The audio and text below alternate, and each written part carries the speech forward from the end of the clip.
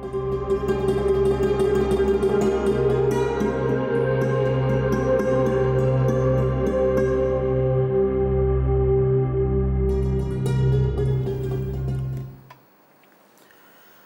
আলাইকুম ওরহমতুল্লাহি ওবরাকাতুহ। বিসমিল্লাহ আলহামদুলিল্লাহ ওসলাতু আসসালামু আলা রসুলিল্লাহ ওয়ালা আলিহি ওয়াসহাবিহি আজমাইন আম্মা বাদ। প্রিয় দর্শক শ্রোতা, আপনাদের প্রত্যেককে স্বাগত জানাচ্ছি দেশ টিভির নিয়মিত আয়োজন ইসলামী জীবন ও জিজ্ঞাসার আজকের পর্বে। আপনাদের সঙ্গে আব্দুল কাহার রয়েছি। আমরা নির্দিষ্ট একটি বিষয়ে আলোচনা করব এবং সেই সাথে আপনাদের করা জীবন ঘনিষ্ঠ নানা প্রশ্নের উত্তরগুলো জানবার চেষ্টা করবো ইনশাআল্লাহ তাআলা। প্রিয় দর্শক, আপনাদেরকে জানিয়ে রাখি যে সারা দেশব্যাপী এখন চলছে বর্ষা মৌসুম। আল্লাহ তাআলার কাছে আমরা এই সময়গুলোতে বেশি বেশি করে দোয়া করব, আল্লাহুম্মা সয়্যিবান নাফিআ, হে আল্লাহ তাআলা আপনি আমাদেরকে উপকারী বৃষ্টি দান করুন, যাতে করে ফসলের উপকার হয়, মানুষের জন্য কল্যাণ হয়। আল্লাহ তাআলার কাছে আমরা সেই রকম তওবা ইস্তিগফারের মাধ্যমে আল্লাহ তাআলার কাছে এই দোয়াগুলো বেশি বেশি করতে থাকবো ইনশাআল্লাহ তাআলা। প্রিয় দর্শক, আমরা যে বিষয় নিয়ে কথা বলতে চাই সেটি হচ্ছে সত্য জেনে চুপ থাকা। আমরা অনেক সময় এমনটা দেখা যায়, কেউ কেউ তার দলীয় স্বার্থের কারণে, কখনো কখনো লোভের কারণে, কখনো কখনো ভয়ের কারণে সত্যকে মানুষের আড়াল করে থাকার চেষ্টা করে। এই ব্যক্তি স্বার্থ, কখনো দলের স্বার্থ, কখনো প্রতিষ্ঠানের স্বার্থ, নানা কারণে সত্যকে গোপন করার চেষ্টা করে অনেকে। আবার কেউ কেউ কোরআনুল কারীমের আয়াতকে অপব্যাখ্যা দেওয়ার চেষ্টা করে, যেটি সঠিক বোঝানো হয়েছে সেটি না দিয়ে তার জনগোষ্ঠীর মাঝে ভুল একটি মেসেজ দেওয়ার চেষ্টা করে। আসলে এটি কেমন অপরাধ?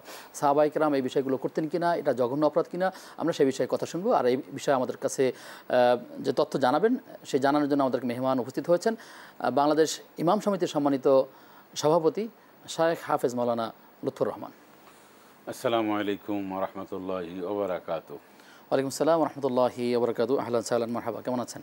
আলহামদুলিল্লাহ রাব্বিল আলামিন, ভালো আছি। আপনি কেমন আছেন? আলহামদুলিল্লাহ, আল্লাহ রাব্বুল আলামিন ভালো রেখেছেন। প্রিয় দর্শক, আপনিও চাইলে আমাদের সাথে যুক্ত হতে পারবেন। দেশ টিভি ইসলামিক শো ফেসবুক পেজের কমেন্টে আপনার যে কোনো প্রশ্ন বাংলায় আমাদেরকে জানালে আমরা সে সকল প্রশ্নের শরঈ সমাধান জানবার চেষ্টা করব ইনশাআল্লাহ তাআলা।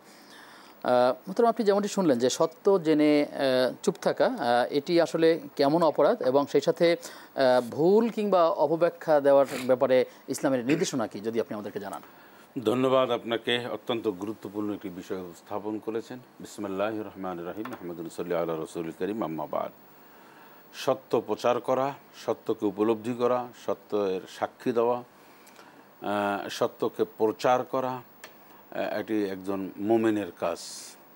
এর বাইরে অসত্যর পথে চলা, সত্যকে গোপন করা, সত্য প্রচার থেকে বিরত নিজেকে রাখা বা অন্যকে রাখানোর ব্যবস্থা করা, ভুল ব্যাখ্যা দেওয়া এবং নিজস্ব কিছু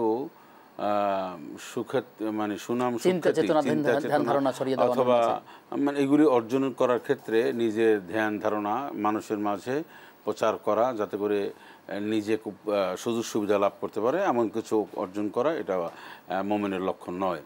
আপনি ঠিকই বলেছেন যে আল্লাহ রাব্বুল আলামিন কোরআনুল কারীমের মধ্যে বলেছেন, ওয়ালা তালবিসুল হাক্কা বিল বাতিল ওয়া তাকতুবুল হাক্কা ওয়া আনতুম তা'লামুন, যে তোমরা সত্য এবং মিথ্যাকে সংমিশ্রণ করো না। অর্থাৎ এটা ওই ঝালমুড়ির মতন মিলেই ফেলো না, যে কোনটা সত্য কোনটা মিথ্যা, এরকম করো না। কি করবে? সত্য সত্য, মিথ্যা মিথ্যা। আর সত্য মিথ্যার ব্যাপারে স্পষ্ট কোরআনের কথা হলো, যা আল হাক্কা ওয়া যাহাকাল বাতিল ইন্নাল বাতিলা কানা যাহুকা।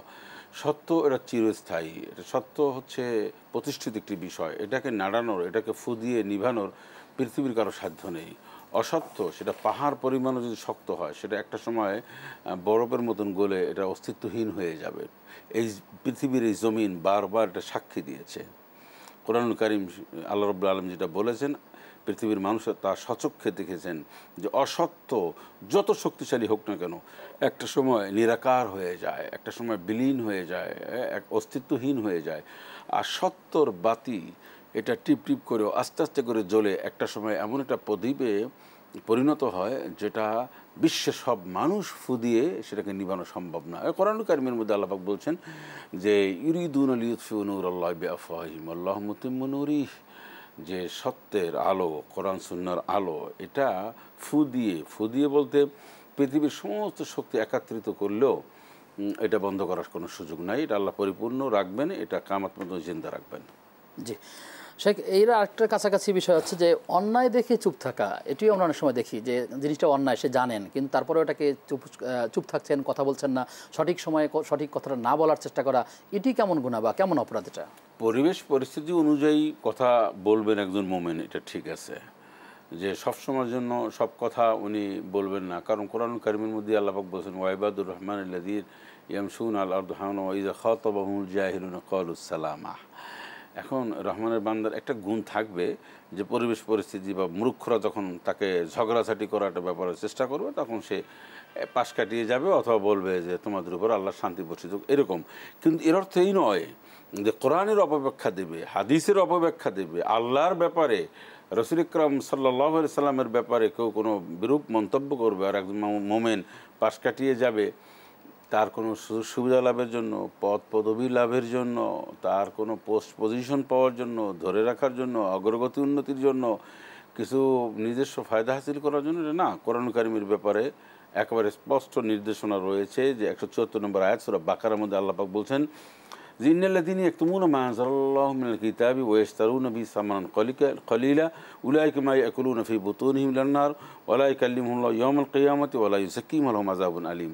আল্লাহ পাক বলছেন আমি যা নাজিল করেছি তা যদি তোমরা কেউ গোপন করো, এক চুল পরিমাণে পাশ কাটিয়ে চলো, গোপন প্রচার করো, হ্যাঁ, সঠিক ব্যাখ্যা না দাও, এখানে পরিষ্কার কথা হচ্ছে অপব্যাখ্যা দাও। আমি জানি এটা সঠিক ব্যাখ্যাটা কী হবে, কিন্তু আমি এটা বললে আমার দলের সমস্যা হতে পারে, স্বার্থের আমার আঘাত আসতে পারে, বা আমার যেটা লোভনীয় একটা অফার আছে বা মিউচুয়াল আছে এটা ছুটে যেতে পারে, ঘাটতি হতে পারে, সেজন্য আমি পাশ কাটিয়ে অন্যটা ব্যাখ্যা দিলাম। এই ব্যাপারে আল্লাহ পাক বলছেন তাহলে তুমি এটা ক্রয় বিক্রয় করলে, তোমার নিজের স্বার্থর বিনিময়ে তুমি কোরআন এবং সুন্নাহর অপব্যাখ্যা দিয়ে জাতিকে বিভ্রান্ত করলে বা তুমি এর বেনিফিশিয়ারি হলে। এই ব্যাপারে আল্লাহ পাক বলছেন ওয়া লা ইউকাল্লিমুহুমুল্লাহু ইয়াওমাল কিয়ামাতি, তুমি যে যা কিছু খাইলে উলাইকা ইয়াকুলুনা মা ফি বুতুনিহিম লান-নার, তুমি যা কিছু পোস্ট পজিশন পদবি অগ্রগতি উন্নতি যা কিছু করলে, এটা যে খাইলে গ্রহণ করলে এটা তোমার পেটের জাহান্নামের আগুন ঢুকলো। তোমার সাথে আল্লাহ পাক বলেন আমার কোনো কথাবার্তাও নেই কিয়ামতের দিন, কোনো গুনাহ মাফের কোনো সম্ভাবনা নাই, এবং তুমি কঠিন জাহান্নামের অধিকারী। এজন্য আমরা অনেক সময় শুধু সাধারণ মানুষ না, অনেক আলেমকেও দেখি লেবাসের দিক থেকে মাশাআল্লাহ মনে হচ্ছে আকাশ থেকে নেমে আসছে নুরানি চেহারা, কোরআন সুন্নাহর অপব্যাখ্যা দেয়, বলে যে জিহাদের কথা বলে যে জিহাদ এইটার অপব্যাখ্যা দিচ্ছে। জিহাদের ব্যাখ্যা জানার মতন একজন মানুষের স্টাডি করতে হয়। জিহাদ ছাড়া এই পৃথিবীতে ইসলামী স্টেট কায়েম হয়েছে, আপনি আমাকে দেখান, আপনি আমাকে দেখান। জিহাদ ছাড়া দিন কায়েম হওয়া হয়েছে এটা কোনো দৃষ্টান্ত নাই, তিনি এরকম কথা কেউ বলেছেন না, যারা বলেছে এরা ভুল ব্যাখ্যা দিয়েছেন। এটা তার জ্ঞানের যে পরিধি, যে এত পুয়োর, উনি এত গরিব এলেমের অধিকারী যে উনি বলছেন, ওনারা কেউ কেউ বলতে চাচ্ছেন যে জিহাদ ছাড়া, জিহাদ কি মারামারি কাটাকাটি এক পর্যায়ে হয়। একটা ইসলামী স্টেট কায়েম হতে হলে রাসূলুল্লাহ সাল্লাল্লাহু আলাইহি ওয়াসাল্লাম সেটা তার পদ্ধতি দেখিয়েছেন। মদিনাতুল মুনাওয়ারায় যুদ্ধ করেছেন না, বদর যুদ্ধ করেছেন, উহুদের যুদ্ধ করেছেন। এটা কেন হয়েছেন? উনি তো যুদ্ধ করতে যাননি, ওনার সাথে করতে হয়েছে। উনি ওনার সাথে আগ বাড়িয়ে করেছেন। এই যুদ্ধ বিগ্রহ, অনেক শাহাদা, অনেক রক্তের বিনিময়ে একটা মদিনাতুল মুনাওয়ারা কল্যাণময় একটা রাষ্ট্র কায়েম হয়েছে। কোনো শিক্ষক যদি কোনো ভুল বার্তা দেন, সেটি একজন ছাত্রের কাছে মনে হলো যেটা ভুল বার্তা এবং সরাসরি কোরআনের অপব্যাখ্যা হচ্ছে, কিন্তু ছাত্র বলছে আমি ওস্তাদের ভুল ধরবো, এটি আসলে কেমন দেখা যায়, চুপ থাকলাম। অথচ কিন্তু তার বিপরীতে তার মানহাজের বাইরে গিয়ে অথবা তার গোত্রের বাইরে গিয়ে কোনো আলেম যদি এটাকে এরকম কোনো ব্যাখ্যা দেন, তখন কিন্তু তাদেরকে খুব চুলচেরা বিশ্লেষণ করা হয়ে থাকে, কিন্তু স্বগোত্রীয় ভাইয়ের ক্ষেত্রে সেটি করা হয় না। সত্য গ্রহণ করার মতন সাহস, এটা দুঃসাহস লাগে সত্য গ্রহণ করা। এই হৃদয়ের মধ্যে সত্যকে লালন পালন করা, ইনসাফ, এটার জন্য এলেমও লাগে, আল্লাহর ভয়ও লাগে। মনে রাখবেন, আল্লাহর ভয় এবং এলেম দুইটা সমন্বয় যারা আছে তারা আপুস করে না, সত্য সামনে মাথা নত করে না। বাবা যদি কোরআনুল কারীমের মধ্যে বলা হয়েছে, তোমার বাপ যদি ইসলামের বাইরে কোনো দিক নির্দেশনা বা কোনো নির্দেশনা দেয়, তাহলে পরিষ্কার বলা হয়েছে সেটাও তুমি অনুসরণ করতে পারবে না। ওস্তাদ তো অনেক পরের ব্যাপার। এখন আমরা এটা ওস্তাদ বলছে ভুল ধরা যাবে না, মানে ওস্তাদ কোরআন সুন্নাহর ব্যাপারে কথা বলছে, আপনি ছাত্র হন, আপনি ওস্তাদকে শুধরান। আপনি ওস্তাদ কোরআন এবং সুন্নাহর বিরোধী যদি কেউ কথা বলে, তাহলে সে ওস্তাদ হোক, বাবা হোক, মা হোক, সেটা ডাইরেক্ট বয়কট করার মতন বয়কট করতে হবে, এটা যোগ্য। সেটা একটি হাদিসের দৃষ্টি আকর্ষণ করি, আপনার এই আলোচনার সাথে সম্পূরক, সেটি মিলে যাবে। যে ব্যক্তি চুপ থাকে সে যেন মুক্তি পেল বা নাজাত পেল, মান সমতা নাজা। তো এখন এই যে এই হাদিসটা আসলে কেমন হাদিস, এর ব্যাখ্যাটা আসলে কোথায় লাগাবেন, মানে কোথায় মানুষরা করে থাকে সাধারণত, কখন চুপ থাকবে সে? এখন এক নম্বর ব্যাখ্যা হচ্ছে আপনি এইটা চুপ থাকবেন কখন, যখন আপনি চুপ থাকবেন যে ইসলামের পরিপন্থী কোনো কাজ না হয়, মানে বেহুদা কথা হচ্ছে, এতে সমস্ত কথাবার্তা উত্তর দেওয়ার কোনো প্রয়োজন নেই, অথবা আমি এখানে উত্তর দিলে পরিবেশ ঘোলাটে হবে, এই সমস্ত বিশেষ বিশেষ কারণে আপনি চুপ থাকবেন, কল্যাণ হবে। এখন ইসলাম আপনার সব কিছু নিয়ে যাচ্ছে চোরে, ঠিক আছে, আপনি চুপ থাকবেন, দাঁড়িয়ে দাঁড়িয়ে দেখবেন? সেটাই তো হতে পারে না। হ্যাঁ, হতে পারে। আপনার বাড়িতে আগুন লেগেছে, এখন আপনি আপনি চুপ থাকবেন না, আপনি মানুষকে ডাকবেন, জোরে আওয়াজ দিবেন? তাহলে তাই যদি হয় তাহলে ঠিক আছে। আপনি সাধারণত আমরা একটা ধান বলেন বা কোনো জিনিস বা কোনো খাদ্য সামগ্রী যদি বিড়াল, কাক, কুকুরে খায়, আপনি কি তাড়াতাড়ি দেখবেন, চুপ থাকবেন? তাহলে আপনি বলেন মানসা মানা যা, হ্যাঁ, মানসা মাতানা যা, আপনি বলেন। তা সেটা তো ঠিক না। এটা হলো একটা পক্ষপাতিত্ব। এই হাদিসটা গ্রহণ করে অনেকে, এটা লাগায় অনেকে অনেক জায়গায় নিজের পক্ষে আনার জন্য, আসলে তা না। বরং হাদিস শরীফ বলা হয়েছে যে জালিমদের সামনে কথা বলা হচ্ছে সবচেয়ে বড় মুজাহিদের পরিচয়। মানে জালিমদের সামনে সে কথা বলবে, জালিম শাসকের সামনে যারা সত্য কথা বলে, ন্যায়ের এবং ইনসাফের পক্ষে কথা বলে, তারা হচ্ছে সবচেয়ে বড় মুজাহিদ। আপনি তো মুজাহিদের খাতায় নাম লেখাইতে পারেননি, আপনি পারবেন কি? আপনি সারা জীবন যদি হারাম খাদ্য সামগ্রী কলিজার মধ্যে ঢোকে, তাহলে সত্য কথা আসে না ব্রেনে, এবং মুখ থেকে অসত্য কথা পাশ কাটিয়ে চলে যায়। সুতরাং যারা বলছে যে জিহাদের কেউ যদি কোনো রাজনৈতিক কারণে পদ পদবি পাওয়ার আশায় যদি কোনো ইসলামকে পাশ কাটিয়ে কোনো বক্তব্য দিয়ে থাকে, সেটি কেমন অপরাধ? অমুসলিমদের কালচারে, মুসলমানের কাজ তো এটা হতে পারে না। সে নামাজ পড়ুক, দাড়ি তার যত বড় থাকুক, টুপি থাকুক, আর যত সুন্নতি লেবাস থাকুক, সে স্পষ্ট কোরআন এবং সুন্নাহ লঙ্ঘন করেছে, এবং সে পরিষ্কারভাবে আল্লাহ রাব্বুল আলামিন বলছেন ইন্নাকুম বিআয়াতিনা ওয়াস্তাকবারু আনহা লা তুফাত্তাহু লাহুম আবওয়াবুস সামাই ওয়া লা ইয়াদখুলুনাল জান্নাতা হাত্তা ইয়ালিজাল জামালু ফি সাম্মিল খিয়াত। যারা আল্লাহ পাকের একটি বিধিবিধান জেনে যারা প্রত্যাখ্যান করবে, হ্যাঁ, তাদেরকে আল্লাহ রাব্বুল আলামিন জান্নাত দেবেন। আকাশ এবং জমিনের সমস্ত দরজা বন্ধ থাকবে। জান্নাতে যাওয়া তাদের জন্য এতটাই অসম্ভব, একটা সুইয়ের ছিদ্র দিয়ে একটা উট গমন করা যতটা অসম্ভব, তাদের জন্য এতটাই অসম্ভব। সুতরাং একজন মোমেন এই কাজটা করতে পারে না। মোমেন সত্যকে লালন করবেন, ধারণ করবেন। এক্ষেত্রে যে কোনো ব্যক্তি যখন কোনো মাহফিলে, কোনো বড় মঞ্চে অথবা কোনো গণমাধ্যমে একটা ভুল করে বসে, তখন সে যখন সরি বলা হয় না, তখন তার বিপরীতে যখন তার ভুলগুলো ধরিয়ে দেওয়া হয়, তখন লোকেরা বলার চেষ্টা করে যে আপনি তার ভুলটা পার্সোনালি বলেন, এখানে মিডিয়াতে কেন বলছেন, আপনি গীবত করে ফেলছেন। আসলে কি এক্ষেত্রে কি গীবত হবে? না, গীবত হবে না। এই জন্য পরিষ্কার কথা, যে কথাটি বলেছে জনসমক্ষে, এটা সোশ্যাল মিডিয়ায়, অনলাইন অফলাইনে সবাই জেনেছেন। এখন ওনার কিন্তু পার্সোনালভাবে কারোর কাছে ক্ষমা চাইলে হবে না, ওনার চাইতে হবে জনসমক্ষে, মানুষের সামনে, অনলাইন অফলাইনেই যেতে হবে, সোশ্যাল মিডিয়ায় যেতে হবে। সেকেন্ড হচ্ছে, আপনি তাকে, যারা এই সমস্ত ভুল করতে অভ্যস্ত, তারা দেখবেন তাদের আপনার ফোন ধরবে না, আপনি তাকে শুধরালে শুধরাবে না। সুতরাং তাদেরকে এই যারা একটা মানুষের ভুল হঠাৎ করে হতে পারে, এই ভুলগুলি যারা অভ্যস্ত, এবং অনেকে তো এই সমস্ত ভুল করে ভাইরাল হওয়ার জন্য, আপনি তো অনেক অভিজ্ঞতা রয়েছে। সুতরাং তাদেরকে এটা গীবত হবে না। ভুল, এরকম ভুল যদি হয়, সাথে সাথে ক্ষমা চাইবে, সমস্যা নেই। যারা এরকম ভুল করে থাকেন, ভুল তো অনেক ইচ্ছা করে অনেকে করে না, কখনো কখনো হয়ে যায়, যদি এরকম ভুল হয়ে যায়, তাদের ব্যাপারে আপনার নসিহত কী থাকবে? যে আপনি বাংলাদেশ ইমাম সমিতির সভাপতি, সে জায়গা থেকে তাদের প্রতি আপনার কী নসিহত থাকবে? সর্বপ্রথম কথাবার্তা খুব হিসাব করে বলা উচিত। এরপর একজন মানুষ হিসাবে যে কোনো মানুষের ভুল হতে পারে। ভুল হলে আল্লাহর কাছে ক্ষমা চাইবে। মানুষ যে জনসমক্ষে যে সমস্ত কথাবার্তা বলেছে, সেই মানুষগুলি যেন শুনতে পারে, বুঝতে পারে যে সে ভুলটা করেছেন, এই পরিবেশে তার কথাটি বলতে হবে। সেকেন্ড ইস্যু হচ্ছে, ফার্দার যেন এই ভুল না হয় সেই জন্য সচেতন হতে হবে। অনেকে তো আমরা দেখি, এই যে অনেক মানুষের কথা শুনি, এমন সব ভুল করে। ভুল হওয়ার তো লিমিট আছে। একটা মানুষ ঘুরছে 5টা দেশে, 3টে দেশে, সে বলে 175টা দেশে আমি ঘুরছি। এটা কেমন ধরনের কথা? এটা কি, আমি বুঝলাম না কিছু। এটা কি একটা ভুলের মধ্যে পড়ে? এটা লাগামহীন কথা। কথাবার্তা যখন বলবে, মা ইয়ালফিজু মিন কাউলিন ইল্লা লাদাইহি রাকিবুন আতীদ, হিসাব করে কথা বলবে। তুমি মানুষকে কি বুঝাচ্ছ না, এটা বড় কথা না। তোমার আল্লাহ পাক কিন্তু তোমার সব কিছু গতিবিধি রাখছেন, এবং তিনি সব হিসাব রাখছেন।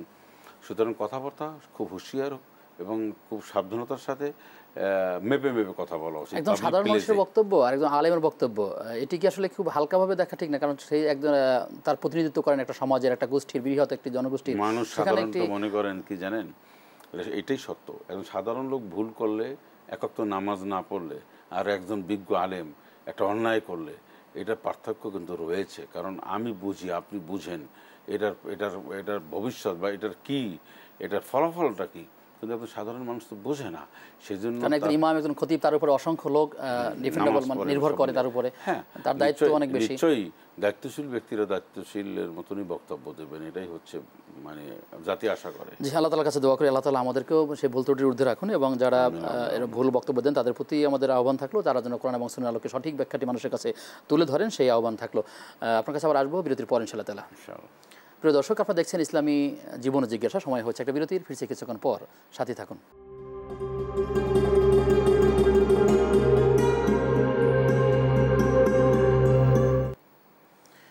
বিরতির পরে সবাইকে আবারও আমন্ত্রণ জানাচ্ছি দেশ টিভির নিয়মিত আয়োজন ইসলামী জীবন ও জিজ্ঞাসার আজকের পর্বে। আপনাদের সঙ্গে আব্দুল কাহার রয়েছি এবং আমার সঙ্গে মেহমান আছেন শেখ হাফেজ মাওলানা লুৎফর রহমান। মোহতারাম, একটি নিউজের দৃষ্টি আকর্ষণ করছি। আমরা দেখেছি যে সরকারি চাল কিংবা টিসিবির পণ্য এটি অবৈধভাবে বিক্রি হচ্ছে না বিভিন্ন জায়গাতে, যাদের পাওয়ার কথা তারা পাচ্ছে না। তো এটি যারা করছেন, যে ব্যবসাটা করছেন, ব্যবসা তো হালাল, কিন্তু যারা এই প্রতারণা করছেন তাদের ব্যাপারে ইসলামের কি হুঁশিয়ারি আছে? এটি হচ্ছে একদম স্পষ্ট হারাম একটা কাজ। যারা কাজটি করছেন তারা মানুষকে ঠকাচ্ছেন, মানুষের অধিকার বঞ্চিত করছেন, রাষ্ট্রের সাথে প্রতারণা করছেন। আর এই প্রতারকদের স্থান কিন্তু ওইটা রাসূলুল্লাহ সাল্লাল্লাহু আলাইহি ওয়াসাল্লাম পরিষ্কার করে বলছেন যে এই প্রতারক যারা, তারা আমার উম্মত না। তো আমরা এই কাজটি আমরা অনেক সময় দেখতে পাই, মানুষ এই কাজগুলি করে। এই কাজ করে যারা উপার্জন করে তাদের পুরোটা উপার্জন হচ্ছে হারাম। ছেলে মেয়েকে খাওয়াবে, স্ত্রী খাবে, নিজে খাবে, এটা হারাম খাবে। তারা ইবাদত বন্দেগী যদি করে, এরকম অব্যাহত থাকলে ইবাদত বন্দেগী তাদের কবুল হবে না। একটা অপরাধ হচ্ছে ব্যক্তি পর্যায়ে, একটা হচ্ছে জনগোষ্ঠীর সাথে সম্পৃক্ত মানুষের সাথে। এই অপরাধের ধরন কি একই নাকি আলাদা? ব্যক্তির সাথে একটা, আর জনগোষ্ঠীর সাথে, জনগোষ্ঠী বৃহত্তর জনগোষ্ঠী। আপনি মনে করেন একজন মানুষ ব্যক্তির সাথে সে অন্যায় করেছে, তার কাছ থেকে যতটা সহজে ক্ষমা নিতে পারবে, কিন্তু বৃহত্তর জনগোষ্ঠী বা একটা বড় অংশের সাথে এই প্রতারণার আশ্রয় নিল, তার মানে হলো এটা যখন একটি অপরাধের কথা বলছেন। ঠিক তেমনি আরেকটা বিষয় এমন আছে যে অনেক জায়গাতেই যারা রাস্তা, কালভার্ট, ব্রিজ নির্মাণ করেন, তারা অনেক সময় কাজটাকে কমপ্লিট না করে ঠিকাদারিরা বিল তুলে নিচ্ছেন, জনভোগান্তিতে ফেলে দিচ্ছেন। এটিও কি সেই সমপর্যায়ভুক্ত অপরাধ? এটা তো আরও এটা বড় মারাত্মক একটি আপনার প্রতারণাও যেমন, এবং এই ব্যবসা, ওনার এটা ছিল একটা ব্যবসার মধ্যে এই প্রতারণা আশ্রয় নিয়েছে। সেজন্য রাসূলুল্লাহ সাল্লাল্লাহু আলাইহি ওয়াসাল্লাম পরিষ্কার করে বলছেন যে যারা গস্যা ফালাইসাবে না, যারা প্রতারণা করবে তা আমার উম্মত না। তো এরকম আমাদের দেশে অনেক মানুষ রয়েছে যে ঠিকাদারি কাজ নিতে, সরকারি বেসরকারি, বিশেষ করে সরকারি কাজগুলি অর্ধেক হয়েছে, পুরো বিল দিয়ে চলে গেছে।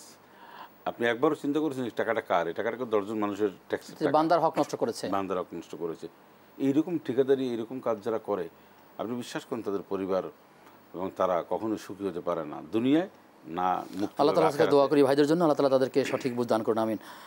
মোহতারাম, প্রযুক্তির কল্যাণে আমরা অনেক সময় সুবিধা গ্রহণ করছি, কিন্তু এআই ব্যবহার করে অনেক মানুষের ছবি কিংবা ভিডিও ব্যবহার করে অনেক ক্ষেত্রে দেখা যায় কোনো মানুষকে তুচ্ছ তাচ্ছিল্য করে তার একটা ভিডিও তৈরি করে দিয়ে তাকে অপমানিত করা হয়, কখনো লাগে লজ্জিত করা হয়ে থাকে, অথবা কোনটা যে আসলে সঠিক ভিডিও, কোনটা যে ভুল বা কোনটা ফেক, এটা আসলে আমরা বুঝতে পারতেছি না। তো যারা এই কাজগুলো করছেন, এটি কী ধরনের কাজ ইসলামের দৃষ্টিতে?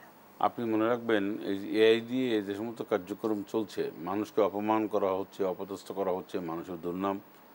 তো আপনি এইটা করার অর্থই হচ্ছে যে আপনি এইখানে বড় ধরনের একটা প্রতারণা আশ্রয় নিলেন, কবিরা গুনাহ বটে।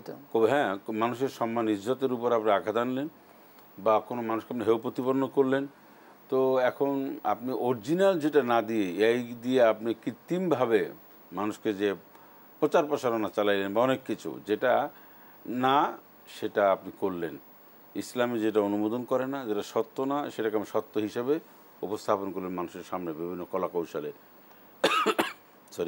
এটা তো কোনোভাবে এটা ইসলামের মধ্যে বা শরিয়া এটা অনুমোদন দেয় না।